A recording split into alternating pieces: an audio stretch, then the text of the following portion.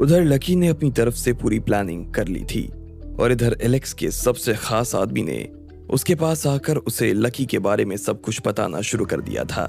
उसने उसे बताया कि कैसे लकी की वजह से उन लोगों का काम रुक गया था।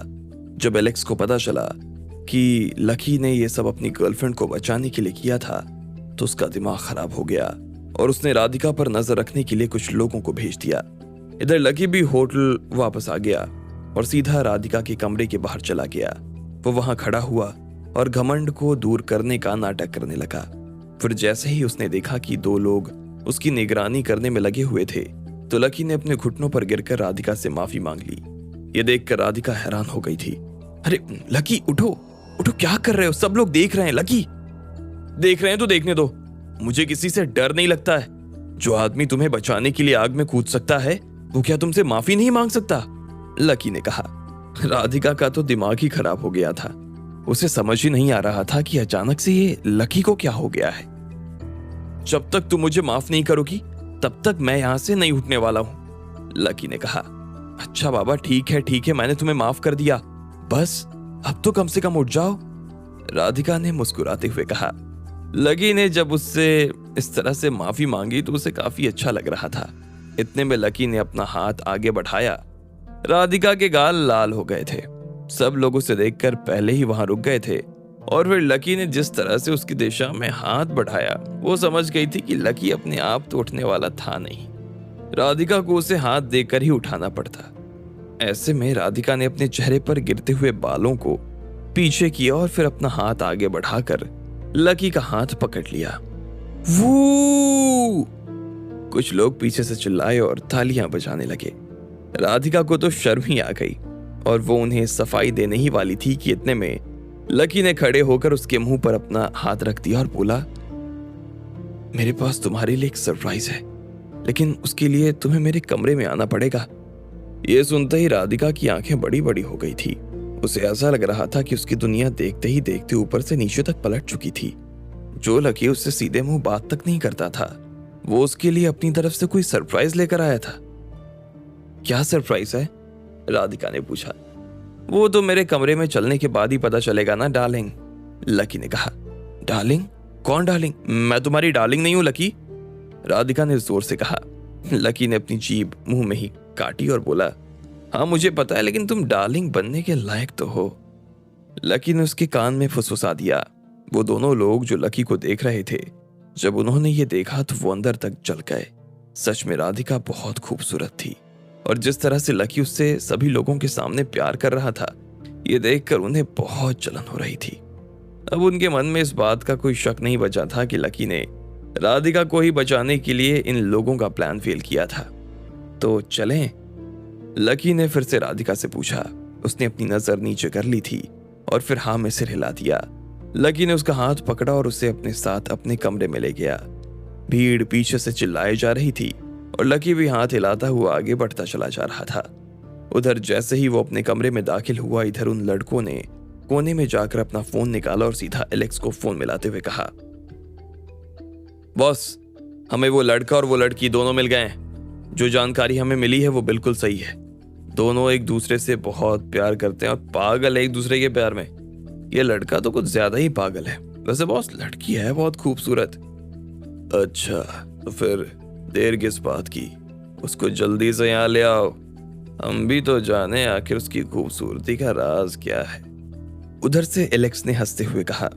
इधर से ये आदमी भी हंस दिया और फिर उन्होंने फोन काट दिया। इसके बाद उस आदमी ने होटल में मौजूद अपने सारे लोगों को फोन किया और राधिका को किडनैप करने की प्लानिंग करने लगा।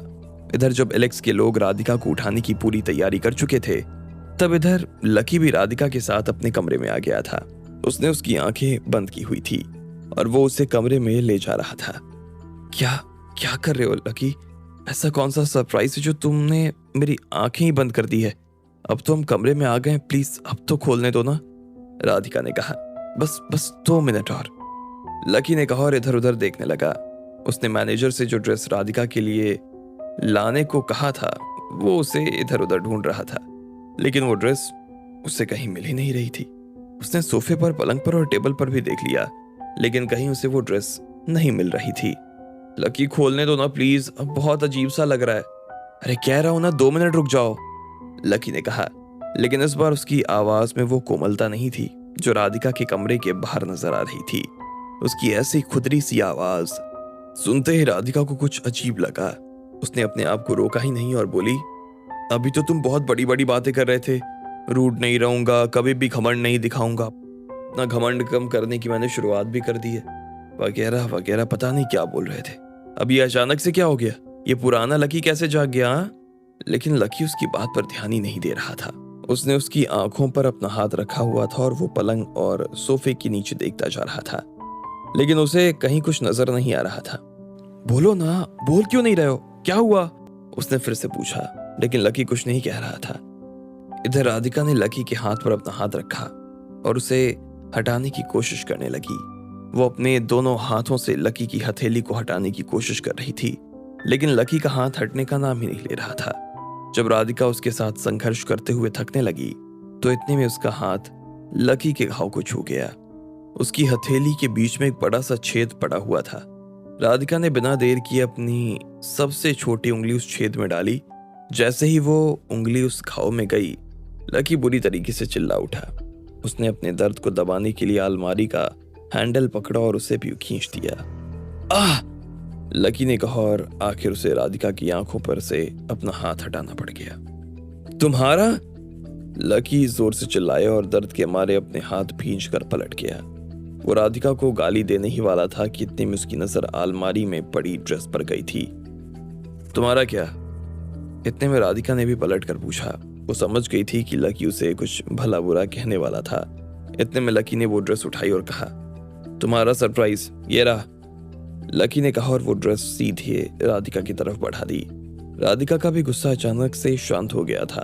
उसे अभी तक ऐसा लग रहा था जैसे लकी उसे बेवकूफ बनाने की कोशिश कर रहा हो, लेकिन जैसे ही उसे ड्रेस मिली तो राधिका खुश हो गई और उसने तुरंत उससे वो ड्रेस ले ली। फिर राधिका ने जैसे ही ड्रेस खोली तो वो उसे देखती ही रह गई।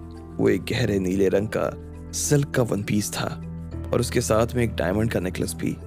राधिका जिस तरह से उस ड्रेस को देख रही थी, उसे देखते ही लकी समझ गया था कि उसे ड्रेस और नेकलेस दोनों बेहद पसंद है।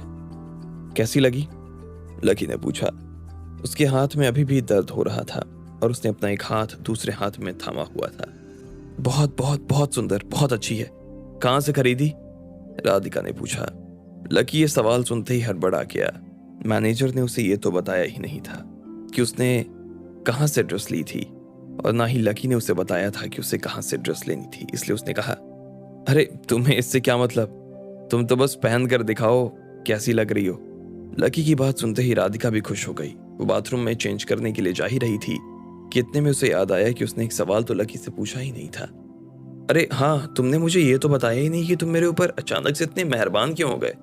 इतनी महंगी ड्रेस और फिर ये नेकलेस, चक्कर क्या है भाई? ये मेरा माफी मांगने का तरीका है। वैसे तो मैं कभी किसी से माफी नहीं मांगता हूँ, लेकिन जब किसी से मांगता हूँ ना तो पूरे दिल खोल कर मांगता हूँ। अब मैंने तुमसे माफी मांगी तो जितना दिल खोल कर मांग सकता था उतना दिल खोल कर मांग रहा हूँ। अब तुम ज्यादा देर मत लगाओ और माफी का पूरा मजा लो। अभी एक और सरप्राइज तुम्हारे लिए आना बाकी है, लकी ने कहा।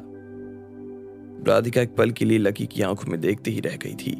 उसे ऐसा लग रहा था जैसे उसने ऐसा लड़का अपनी जिंदगी में कभी नहीं देखा था। जाओ ना, लकी ने कहा तो राधिका को होश आया और वो सीधा बाथरूम में चेंज करने के लिए चली गई। उसके जाते ही लकी ने गहरी सांस ली और फिर पलंग पर आकर बैठ गया। इसके बाद उसने अपने कमरे में लगा लैंडलाइन फोन उठाया और होटल के मैनेजर को फोन करते हुए बोला, सारी तैयारी हो गई है ना? हम लोग बस 20 मिनट में ही पहुंचने वाले हैं। हाँ सर, सारी तैयारियां हो गई है, आप जब आना चाहें तब आ सकते हैं, मैनेजर ने कहा। लकी ने हाँ में सिर हिलाया और फिर फोन काट दिया।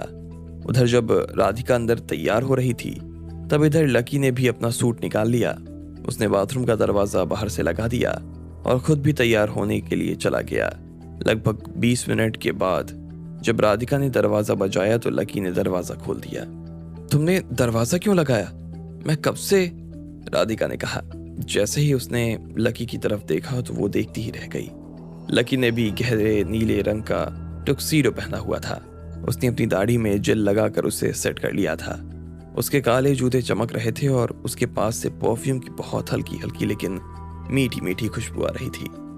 नॉट बैड, राधिका ने लकी की तरफ देखते हुए कहा। तुम भी कुछ कम नहीं लग रही हो, लकी ने कहा। सच में राधिका किसी परी से कम नहीं लग रही थी। Thank you for the dress Lucky, सच में ये काफी सुंदर है, राधिका ने कहा और लकी की तरफ देखकर मुस्कुराने लगी। इतने में लकी ने देखा कि राधिका के नेकलेस में कुछ बाल अटक रहे थे। ऐसे में लकी उसके बिल्कुल पास आया और उसकी गर्दन में अपने दोनों हाथ डाल लिए। राधिका के दिल की धड़कन तेज हो गई, उसकी सांसें ऊपर नीचे होने लगी। लकी के परफ्यूम की हल्की हल्की खुशबू की वजह से उसके रोंगटे खड़े हो गए थे।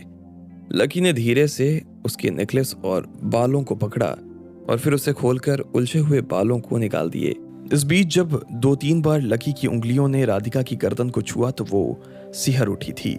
लकी ने फिर से उसका नेकलेस लगाकर उसके बालों को ठीक कर दिया था। तुम्हारे कुछ बाल उलझ रहे थे, लकी ने कहा। थैंक यू, राधिका ने अपनी नजर नीचे ही रखते हुए कहा। अब हम चलें, लकी ने पूछा। राधिका ने मुस्कुराते हुए हाँ में सिर हिला दिया। लकी ने उसे अपना हाथ दिया और राधिका ने लकी का हाथ पकड़ लिया। वो दोनों किसी नए जोड़े की तरह नजर आ रहे थे। उन्हें देखकर ऐसा लग ही नहीं रहा था जैसे वो दोनों एक दूसरे को सिर्फ 2 दिन पहले से ही जानने लगे थे। उधर जब लकी ने कमरे का दरवाजा खोला और वो बाहर आने लगा तो इतने में इधर होटल के मैनेजर ने सारे स्टाफ को इकट्ठा कर लिया और बोला, ध्यान से सुनो, लकी सर और राधिका मैडम आने वाले हैं। वो लोग किसी भी पल यहाँ पहुंच सकते हैं। मैंने वैसे तो तुम लोगों को प्रोग्राम शेयर कर दिया है, लेकिन फिर भी तुम्हें याद तो है ना सबसे पहले क्या लगेगा? यस सर, मुझे पता है, मैं ही लेकर जाऊंगा। गुड, वैसे चलो, मैं तो यहीं आसपास रहूंगा, फिर भी कुछ काम हो तो मुझे कॉल कर लेना। और हाँ, मैं यहाँ 2 गार्ड से ज़्यादा नहीं लगा पाऊंगा क्योंकि प्रेसिडेंट के कोई गेस्ट आने वाले हैं तो होटल की सारी सिक्योरिटी वहाँ बिजी रहेगी। ऐसे में तुम लोग कोशिश करना कि दरवाज़ा बंद ही रहे और कोई अंदर ना आ सके। ठीक है सर, हम ध्यान रखेंगे, एक वेटर ने कहा। मैनेजर ने उन लोगों को इशारों से ऑल द बेस्ट कहा और फिर वहां से निकल गया। उसने तिरछी नजरों से देख लिया था कि कुछ लोग उसके आसपास ही मंडरा रहे थे, लेकिन उसने उन पर ध्यान नहीं दिया और सीधा प्रेसिडेंट के गेस्ट को रिसीव करने चला गया। अब आगे क्या होने वाला था, क्या करने वाले थे ये पाइथन गैंग के लोग, और आखिर क्या प्लान था लकी का? आपको क्या लगता है, क्या होंगे इन सभी सवालों के जवाब? कमेंट बॉक्स में कमेंट करके हमें जरूर बताएं और सभी सवालों के जवाब को जानने के लिए सुनते रहिए इंस्टा मरीनर सिर्फ पॉकेट एफएम पर।